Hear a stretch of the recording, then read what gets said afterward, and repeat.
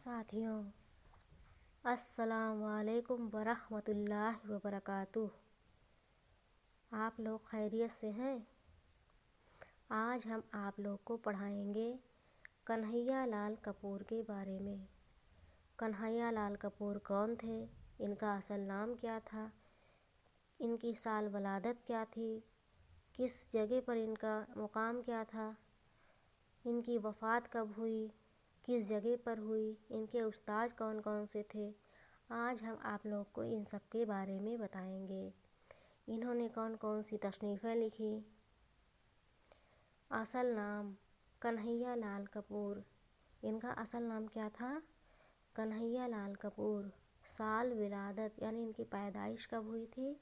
1910 عیسوی میں۔ مقام لائل پور پنجاب۔ کس جگہ پر؟ لائل پور پنجاب۔ سال وفات 1980 عیسوی میں۔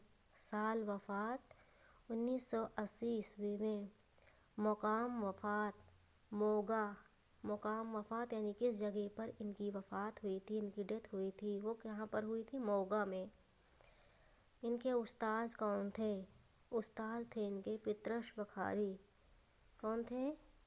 پطرس بخاری۔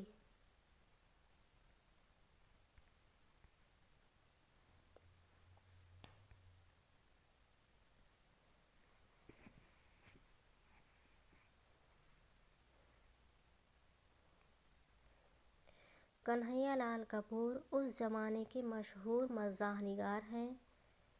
کنہیا لال کپور جو ہے وہ اس زمانے کے مزاح نگار ہیں۔ انہیں مزاح نگاری کا بہت شوق تھا۔ ان کی تحریروں میں یعنی ان کی لکھاوٹ میں، تحریر میں سے ہوتا ہے لکھاوٹ، طنز کا پہلو نمایاں ہوتا ہے۔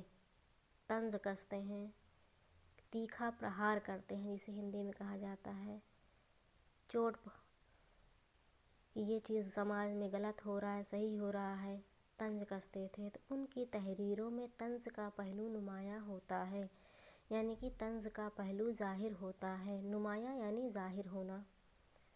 وہ ہر بات کو بڑے دلچسپ انداز میں بیان کرتے ہیں۔ وہ ہر بات کو دلچسپ یعنی دل کو اچھا لگنے والے انداز میں بیان کرتے ہیں۔ اور اردو میں ان کے مضامین کے کئی مجموعے، انہوں نے جو بھی مضامین لکھا ہے اس کے کئی مجموعے، کئی جو نبندھ لکھا ہے اس کے کئی مجموعے شائع ہو چکے ہیں، چھپ چکے ہیں۔ شائع ہونا یہی چھپ چکے ہیں۔ ان کی تصانیف کی تعداد بہت زیادہ ہے، بہت ڈھیر ساری تصنیفیں انہوں نے لکھی ہیں۔ ابتدائی تعلیم موگا سے، ان کی شروعاتی تعلیم کہاں سے ہوئی؟ موگا سے۔ انٹر اور بی اے ایم اے لاہور سے، یعنی انٹر اور گریجویشن پوسٹ گریجویشن لاہور سے کیا، اور ایک کالج میں انگریزی کے استاد مقرر ہوئے۔ یہ ایک کالج میں یعنی ڈگری کالج میں انگریزی کے ایک استاد مقرر ہوئے۔ 1947 میں ہندوستان آ گئے۔ 1947 عیسوی میں یہ ہندوستان آ گئے اور گورنمنٹ کالج موگا کے پرنسپل رہے۔ گورنمنٹ کالج موگا میں ایک گورنمنٹ کالج تھا، وہاں کے یہ پرنسپل مقرر ہوئے، پرنسپل بنے۔ تصنیف، ان کی تصنیفیں کون کون سی ہیں؟ تصنیفات۔